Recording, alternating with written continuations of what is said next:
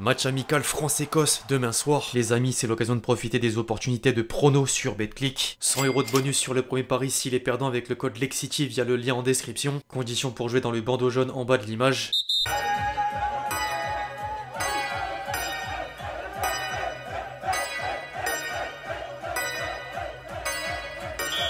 L'équipe, j'espère que vous allez bien. Aujourd'hui on se retrouve pour un nouveau 5, la nouvelle formule d'ActuFoot dans laquelle je fais chaque semaine 5 focus sur les derniers événements du moment. Au programme, un bilan des éliminatoires de l'Euro 2024 à mi-parcours de cette trêve internationale, le nouvel épisode autour du rachat de Manchester United, la sortie du classement Forbes sur les joueurs les mieux payés du foot, les déclarations fortes d'Ibra à l'occasion d'un événement de la Gazzetta dello Sport, sans oublier la compile de buts traditionnelle. Bref les amis, je vais pas en dire plus, je vous demande comme d'habitude le même service, à savoir lâcher votre meilleur j'aime sur l'épisode du jour. J'ai vraiment besoin de soutien et c'est l'une des meilleures méthodes avec le commentaire de me l'apporter et je remercie tous ceux qui prendront 2 secondes pour le faire. Vous êtes des boss, je cesserai de le répéter.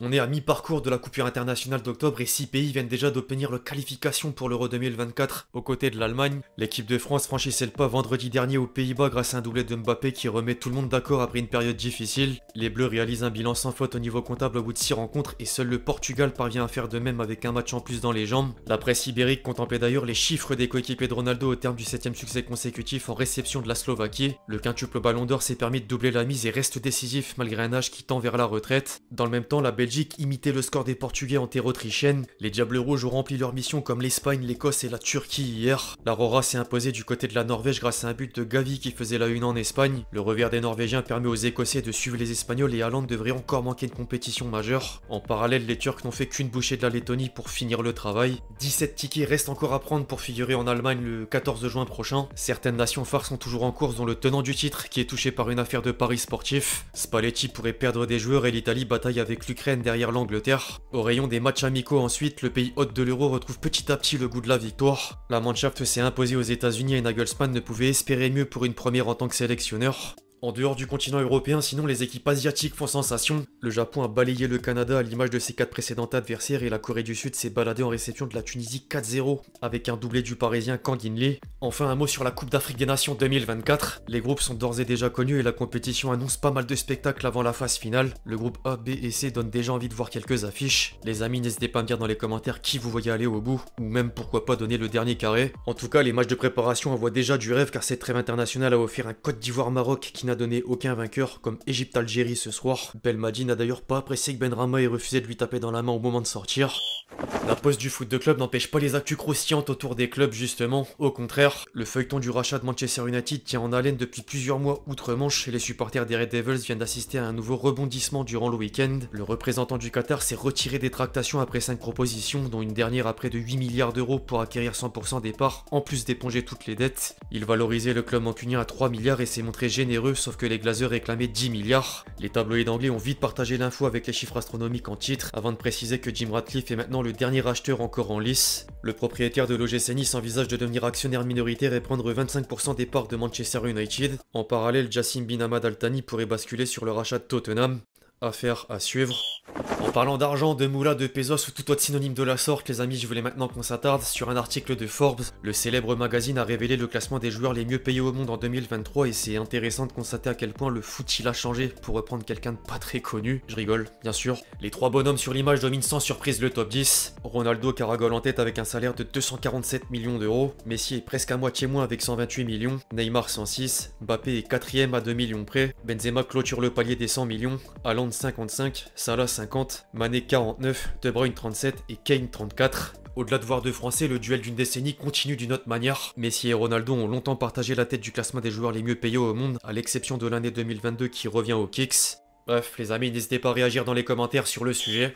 Après Verratti dans le dernier numéro, c'est au tour d'Ibra d'avoir une session pour un passage médiatique. Le Suédois s'est rendu à un événement de la Gazzetta dello Sport il y a quelques jours et a fait quelques déclarations qui valent le détour. Il était obligé de rester lui-même vis-à-vis du personnage connu de tous. Un journaliste lui a demandé qui de Zlatan ou de Leao est le meilleur. Il s'est permis de répondre « c'est moi qui ai créé Leao ». Quelqu'un d'autre a d'ailleurs comparé la talonnade du Portugais face à Newcastle à celle de Balotelli lors de la pré-saison en 2011. C'est incomparable. Si Leao marque, c'est un génie, car seul un génie sait quoi faire dans cette situation. C'est pourquoi Leao est sur le terrain et Balotelli est en tribune. C'est pourquoi Leao est sur le terrain et Balotelli est en tribune, il a dit. Il avait visiblement envie de taper sur Super Mario, car c'est pas tout. Balotelli, quand un enfant a l'opportunité de transformer son talent en avenir et ne saisit même pas une seule opportunité, je dis qu'il y en a beaucoup qui n'en ont qu'une, il en a eu plusieurs, il a gaspillé son opportunité. Balotelli a répondu au clash sur Insta dans la foulée, l'Italien a placé 3 cœurs et une photo avec le trophée de la Ligue des Champions en main pour lui rappeler qu'il ne l'a jamais gagné, de quoi le remettre en place. Outre Leao et Balotelli, Ibra a évoqué quelques moments de sa carrière. Aller à Barcelone était le rêve de tout le monde à cette époque. J'avais tout donné à l'Inter et je voulais grandir et m'améliorer. Les 6 premiers mois se sont bien passés, puis l'atmosphère et les pensées ont changé. S'il y avait eu le VAR lors de la demi-finale de la Ligue des Champions contre l'Inter, les choses se seraient passées différemment. Il a ensuite lâché une anecdote sur les coulisses du départ de Barcelone vers Milan. C'était pas un moment facile pour moi à Barcelone, l'entraîneur voulait à tout prix me vendre. Nous avons joué contre eux, Milan, et Ronaldinho m'a dit « Après le match, viens avec nous ». C'est à ce moment-là que Galliani est venu chez nous pour me convaincre. J'avais de bonnes relations avec Berlusconi, il m'a donné l'occasion de retrouver le sourire. Zlatan était tombé amoureux de Milan, mais à un moment donné, il fallait partir. Je voulais pas partir, j'aurais aimé rester à Milan. Ils m'ont vendu dans un package avec Thiago Silva, mais je suis un homme de parole, j'y suis allé et au final c'était fantastique. Le PSG, bien évidemment. Enfin, la question était de savoir s'il va rester dans le foot pour entraîner ou diriger, l'un ou l'autre. Depuis que j'ai pris ma retraite, j'ai une liberté complètement différente. Maintenant, j'ai plus d'offres que lorsque je jouais, mais je veux continuer à faire la différence. Je veux pas être un symbole, un futur poste au Milan. J'ai eu quelques réunions, on verra. Je rappelle qu'il avait également parlé du poste de directeur sportif au PSG il y a quelques mois. Au passage, en parlant du PSG, Nasser Al-Khelaifi s'est confié sur le début de la nouvelle ère depuis l'été dernier par le biais de Fabrizio Romano et demande de la patience. Nous avons vécu un changement sismique positif au club cet été, plus que quiconque ne l'imaginait. Quand on construit de nouvelles fondations, ça prend du temps. Il faut de la patience et de la persévérance. Il faut pas réagir de manière excessive. Nous savons que nous allons dans le bon sens. N'empêche que ça aurait de la gueule Zlatan, directeur sportif du PSG. Les amis, dites-moi ce que vous en pensez dans les commentaires. Avant de clôturer la vidéo, je sais que certains aiment voir des buts, donc je cale comme d'habitude la traditionnelle compile de buts.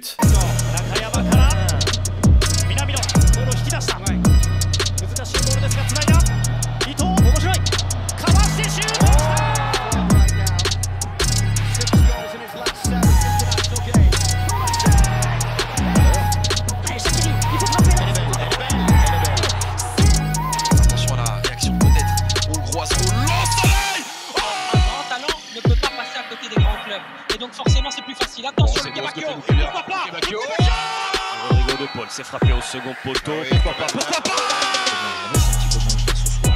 Oh les Vénézuéliens. Bref, l'équipe c'est tout pour le fight du jour, j'espère qu'il vous a plu, je compte sur vous si c'est le cas pour lâcher votre meilleur j'aime, comme d'habitude. N'hésitez pas à réagir dans les commentaires sur tous les sujets qu'on a traités aujourd'hui, puis d'ici là, on se retrouve très vite sur la chaîne pour de nouvelles vidéos, c'était LXT. Ciao ciao.